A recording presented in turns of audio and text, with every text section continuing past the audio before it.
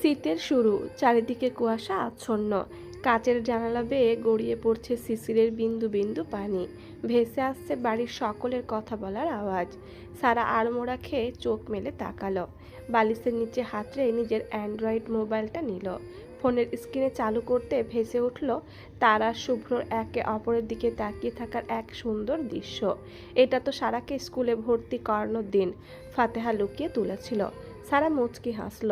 তার ছোট্ট মনে শুভ্র নামের মানুষের ভরপুর রাজত্ব চলে। সময় বহমান, ঠিক নদীর উতলা স্রোতের মতো। নদীর স্রোত যেমন আমরা আটকে রাখতে পারি না, ঠিক তেমনই সময়ে কোনোভাবে আটকে রাখা যায় না। আর সুখের সময় হলে তো আরও তাড়াতাড়ি বয়ে যায়। সারা তালুকদার বাড়িতে এসে 3 মাস হয়ে গেল। এই 3 মাস সারা জীবনে এক সুন্দর অধ্যায় হয়ে সারা জীবন থাকবে, যেখানে ফারুক তালুকদার আর মিসেস আনিতার মতো বাবাই আর মা পেয়েছে। আনিস তালুকদার আর সুমনার মতো আব্বু আম্মু পেয়েছে। মনিরার মতো ফুপু পেয়েছে। অন্ত আর শ্রাবণের মতো দুটো ভাই পেয়েছে। আর সবশেষে ফাতেহা আর আনিসার মতো দুটো বেস্ট ফ্রেন্ডের মতো বোন পেয়েছে। এই বাড়ির সকলে সারার সাথে ভালোভাবে কথা বললেও শান্তা সারাকে দুই চোখে সহ্য করতে পারে না। আর সারা তো শুভ্রকে আর অরুকে নিজের কাছেই পায় না। তবুও সারা অনেক খুশি। সারা তার কোমর সমান চুলগুলো হাত খোপা করে ফ্রেশ হয়ে দরজা খুলে সিঁড়ি দিয়ে নামতে থাকলো। চোখে ঘুম ভরপুর। ঘড়ির দিকে তাকিয়ে দেখলো সকাল 9টা।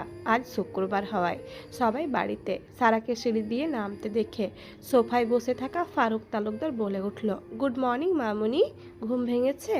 জি বাবাই। সারা ফারুক তালুকদারের দিকে তাকিয়ে সিঁড়ি বেয়ে নামতে নামতে বলে। ঠিক তখনই শান্তা সিঁড়ি দিয়ে নামতে যায় আর সারার গাউনে চেপে ধরে পা দিয়ে। ফলে সারা এক পা এগোতেই উপুড় হয়ে পড়ে যায় নিচে।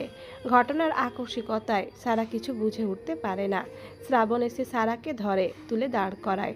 সারার বেশি লাগেনি, 2 সিঁড়ির পর থেকে পড়লে কারোরই লাগে না। শান্তা একটা ডেভিল হাসি দেয় মনে মনে, তারপর বলে ওঠে, এ কি সারা, দেখে চলবে তো। শ্রাবণ ধমক দেয় শান্তাকে। তারপর সারাকে নিয়ে টেবিলে চলে যায়। সারা শ্রাবণকে নিজের বড় ভাইয়ের মতো মনে করে।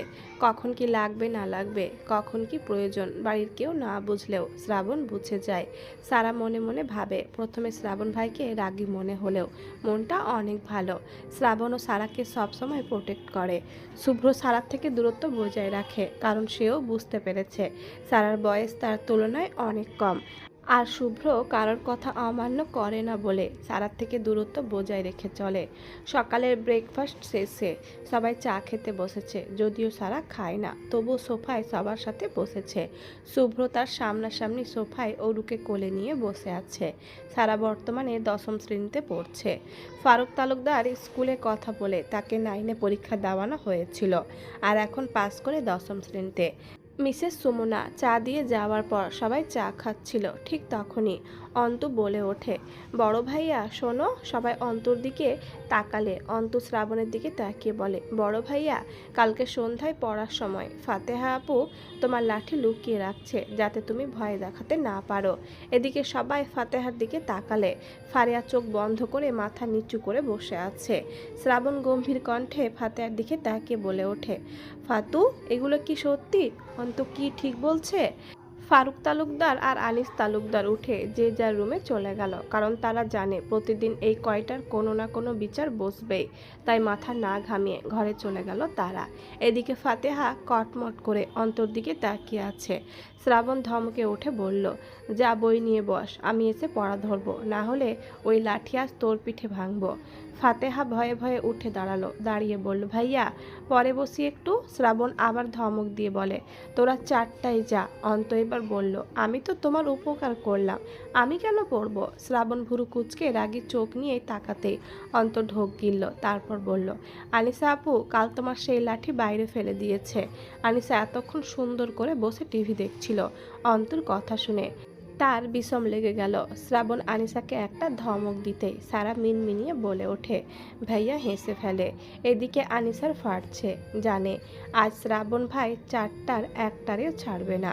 প্রতিদিন অফিস থেকে বাড়ি এসে সন্ধ্যায় সবাইকে বই নিয়ে বসানো শ্রাবণের কাজ, কারণ তাকে ছাড়া কাউকে ভয় পায় না 4 জনের একটাও। শ্রাবণ সারার দিকে তাকিয়ে গম্ভীর কণ্ঠে বলে, কি কি করছিলে সব বলো, নয়তো একটাও মার বাইরে পড়বে না। তোমাদের সব কটারে পিটাবো সকাল সকাল। সারার এখন মাটি ফেড়ে পাতালে চলে যেতে ইচ্ছে করছে। সামনে শুভ্র বসে অরুকে কোলে নিয়ে মোবাইল দেখছে। সারার ভাবনার মাঝে শ্রাবণ আর এক ধমক দেয়। কি হলো বলো? সারা এবার শ্রাবণের রাগী দৃষ্টি দেখে সব বলতে থাকে। যদিও ফাতেহার আনিসা না বলতে ইশারা করছিল, তাও সারা ভয়ে বলে দেয়, আসলে ভাইয়া আমরা কাল পড়ার সময় আমাদের কারোর পড়া মুখস্থ হচ্ছিল না, তাই ফাতেহা আপু লাঠি লুকিয়ে রাখে আর আনিসা আপু তো সেইটা ফেলা দেয় জানালা দিয়ে। কিন্তু আপনি তো আর কাল পড়া ধরেন নাই, তাই আর লাঠি খুঁজেন নাই। সারার কথা শেষ হতেই শ্রাবণ আনিসা আর ফাতেহার দিকে রেগে তাকায়। আনিসা সারার দিকে এক দৃষ্টিতে তাকিয়ে বিড়বিড় করে বলে ওঠে, বান্ধবী তোর ব্যবহারটা আর ভুলবো না, বান্ধবী তোর ব্যবহারটা আর ভুলবো না। জানতাম না তুই আমাদের ফাইসা দিয়ে হবি দেওয়ানা। হাই বান্ধবী তোর ব্যবহারটা আজও ভুলিনি, বান্ধবী তোর ব্যবহারটা আজও ভুলিনি। জানতাম না তোর আর তোর মনে এত শয়তানি। শুভ্র এই কয়দিন খেয়াল করছে সারা সবসময় মন মরা হয়ে থাকে। আগের মতো হাসি খুশি মেয়েটা এই কয়দিনে হঠাৎ চুপচাপ হয়ে গেছে, যা সবার চোখে পড়ছে। কেউ এর কারণ জিজ্ঞাসা করলেও সারা একটাই উত্তর, কিছু হয়নি, এমনিতেই এমন মনে হচ্ছে। শুভ্র 2 দিনের জন্য ঢাকা গেছিল, এসে এসে দেখে সারা আরও বেশি মনমরা হয়ে গেছে। এদিকে শুভ্র এক তিল পরিমাণ স্বস্তি পাচ্ছে না, নিজের প্রতি নিজেই বিরক্ত, কিছুই বুঝতে পারছে না। শুভ্র অনেকবার সারার কাছে জিজ্ঞাসা করতে গেছে, এতে সারা প্রচণ্ড রেগে গেছে শুভ্রর ওপর। এইটাতে খুব চিন্তিত শুভ্র। শুভ্র নিজের রুমে রকিং চেয়ারে বসে দুলছে, 2 আঙুল ভাঁজ করে কপালে দেওয়া। রাত গভীর, 11টা বেজে গেছে। শুভ্রর চোখে ঘুম ধরা দিচ্ছে না। শুভ্র সারার চিন্তায় মশগুল যে না, শুভ্র বিষয়টা নিয়ে খুব চিন্তিত। সে জানে সারা এখনও ঘুমায়নি। কাল রাতেও যখন নিচে গিয়ে রুমে উকি দিয়েছিল, দেখেছিল মোবাইল চালাচ্ছে। সারা নিজের ইচ্ছায় নিচে রুম নিয়েছে একা থাকবে বলে। শুভ্র এতেও বেশ অবাক। না, শুভ্র আর ভাবতে পারছে না মানসিক অশান্তিতে থাকা যায় না। শুভ্র মাথায় বুদ্ধি আসলো, সে এখনই যাবে সারার রুমে, সব কিছু খোলাসা করবে, নয়তো শুভ্র শান্তিতে ঘুমাতে পারবে না। শুভ্র জানে না কেন সারার জন্য চিন্তা হচ্ছে তার। সে তো এখনও বলছে, আগেও বলছে সে সারাকে ভালোবাসে না, ভালোবাসা হয় মনের মিলে। আর শুভ্র সারার মনের মিল হবে না। সাথে বয়সের ফারাক 12 বছরের। শুভ্র একটা হতাশার দীর্ঘশ্বাস ছাড়ল, তারপর হাঁটা দিল নিচতলায় সারার রুমের দিকে। কিন্তু হঠাৎ তার পা আপনা আপনি থেমে গেল।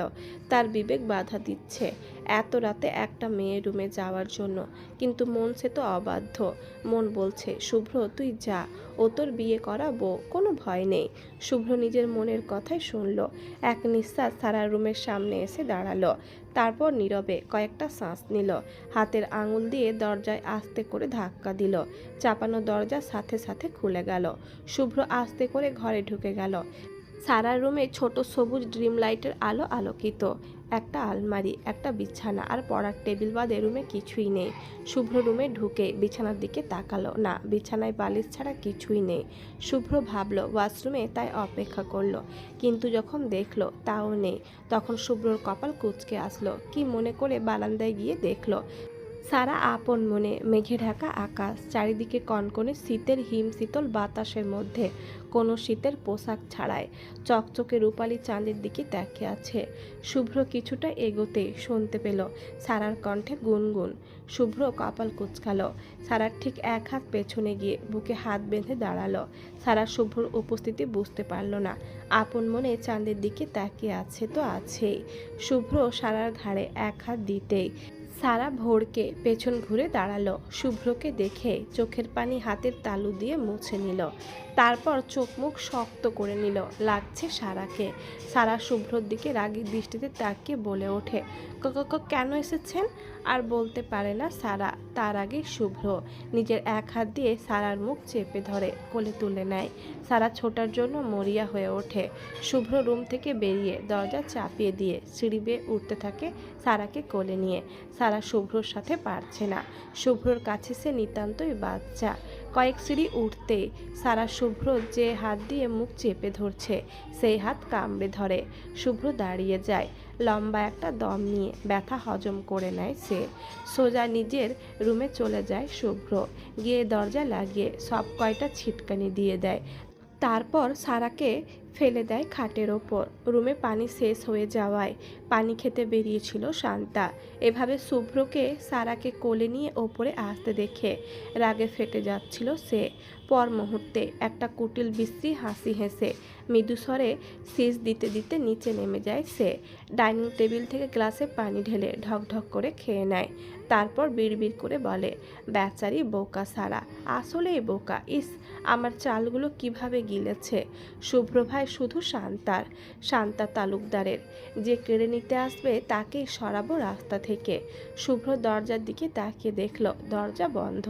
শান্তা আবারও হাসলো। সে জানে সারা বোকা অনেক, কিন্তু শুভ্রর অনুপস্থিতির সুযোগ এই সারাকে সে ভালোই টোপ দিয়েছে। শুভ্র চাইলেও আর সারার সাথে ফ্রি হবে না বলে হেসে সিঁড়ি বেয়ে নিজের রুমের দিকে চলে গেল শান্তা।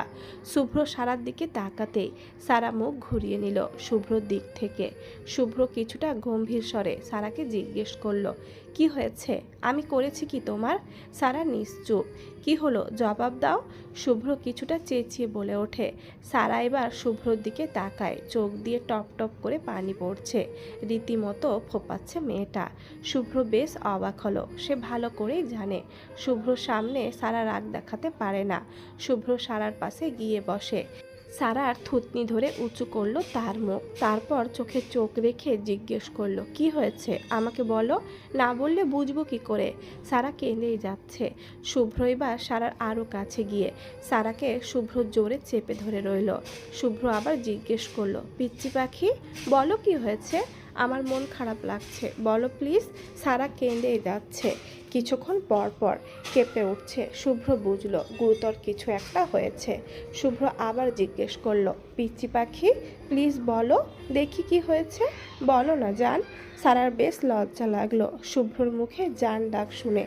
তবুও মনটা তার ভীষণ খারাপ, কথা বলতে পারছে না, বুকটা কষ্টে ফেটে যাচ্ছে। শুভ্র বুঝলো সারা একটু লজ্জা পেয়েছে, তাই সারাকে ছেড়ে দিয়ে সারাকে নিজের কোলে বসালো। সারার ছোট্ট শরীর শুভ্রর কাছে এক আকাশ প্রশান্তি।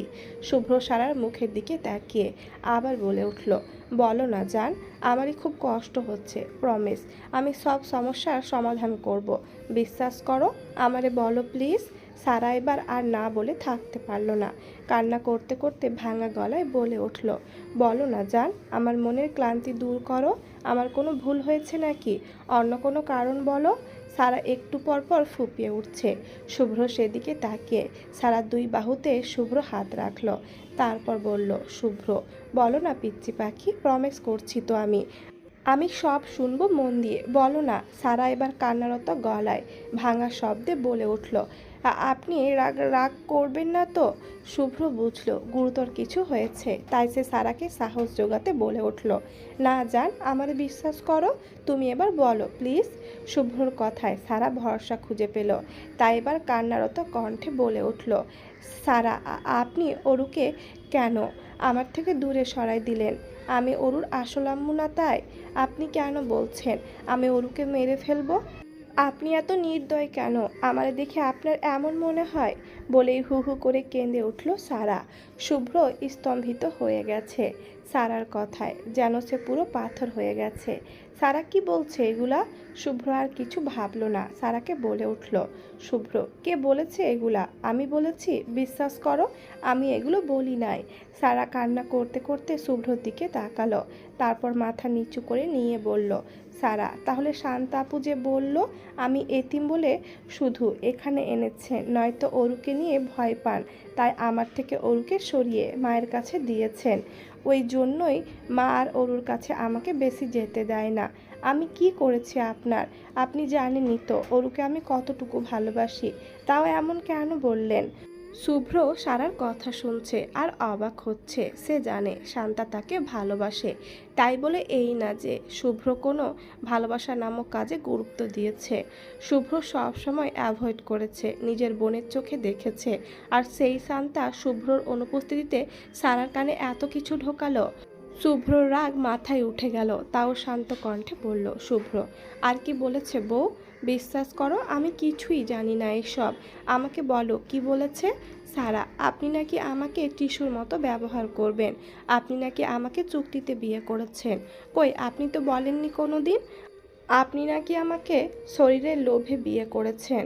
আপনি নাকি শান্তা আপুর সাথে সব কিছু করেছেন। আপনাদের নাকি পরিবার থেকে বিয়ে ঠিক, তাই তো আমাকে সবাই আপনার থেকে দূরে রাখছে। শুভ্রর মেজাজ এবার 420 ভোল্টে গরম হয়ে গেল। সারা কি আসলেই বোকা?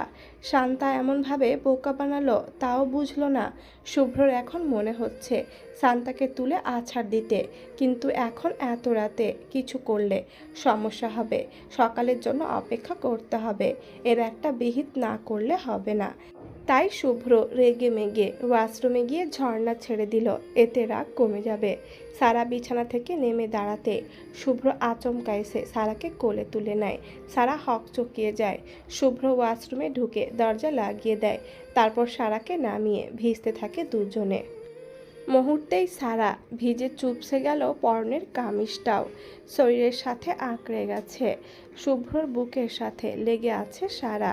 শুভ্র চুপচাপ দাঁড়িয়ে আছে ঝর্ণার নিচে। সে জানে না কেন সারার কাছে এলে হুট করে তার সব কিছু এলোমেলো হয়ে যায়।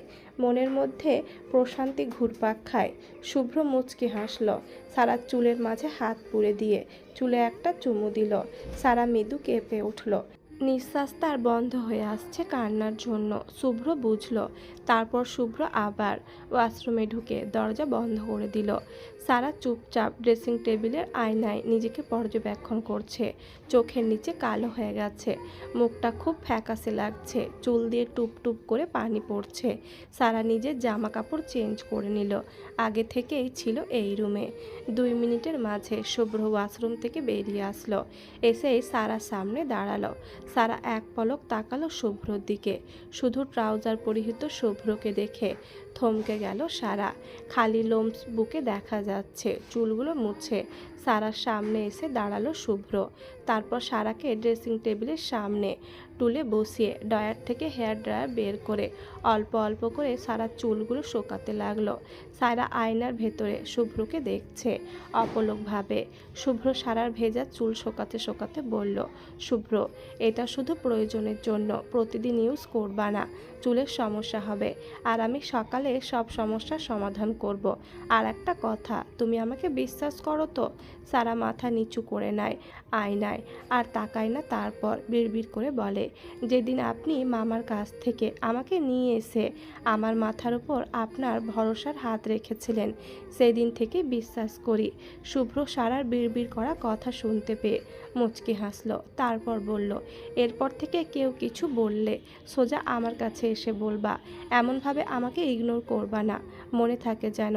শুভ্রর বলা কথায় মৃদু কেঁপে ওঠে সারা, গম্ভীর আর প্রচণ্ড রাগ মিশ্রিত কণ্ঠ। শুভ্র সারার চুল শুকিয়ে আঁচড়ে দিল, তারপর সারাকে এক পলক পরখ করলো। মেয়েটার এখনো বুদ্ধি হয়নি, এত বড় একটা ছেলের সামনে ওড়না নেয়নি, শুধুমাত্র গেঞ্জি আর প্লাজো পরে বসে আছে।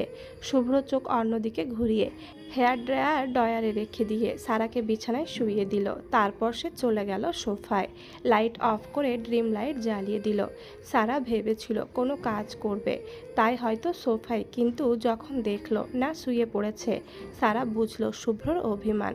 সারা আস্তে করে উঠে সোফার পাশে গিয়ে শুভ্রর প্রশস্ত বুকে মাথা দিয়ে শুয়ে পড়ল। সারার উপস্থিতি শুভ্র বুঝে জিজ্ঞেস করলো, পিচ্চি পাখি, কি করছো? বিছানায় যাও কুইক, এখানে ঘুমালে পড়ে যায় বা। সারা, আপনি আছেন তো, আমারে ধরে রাখবেন? ঘুমাতে দেন তো, কালকেও ঘুমাইনি আমি। শুভ্র, পিচ্চি পাখি বোঝো না কেন? সারা, কি বুঝবো? শুভ্রর বুকে মাথা রেখে বলে ওঠে শুভ্র, তুমি এখনো পিচ্ছি, বড় হও, নয়তো আমাকে সামলাতে হিমশিম খাবে। সারা, আপনি চুপ করুন তো, ঘুমাতে দিন। শুভ্র, বিছানায় যাও। সারা, যাব না। শুভ্র এবার রেগে বলে ওঠে, বিছানায় যাইতে বলছি না, গো। শুভ্র ধমকে সারা কেঁপে ওঠে, অভিমানেরা বাসা বাঁধে ছোট হৃদয়ে।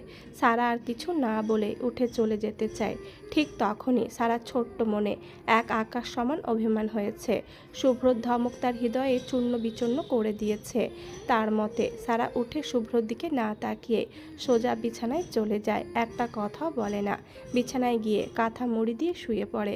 শুভ্র বুঝলো না কি হলো, আবার মনে হলো সে বেশি করে ফেলেছে, সারাকে ধমক দেওয়া উচিত হয়নি।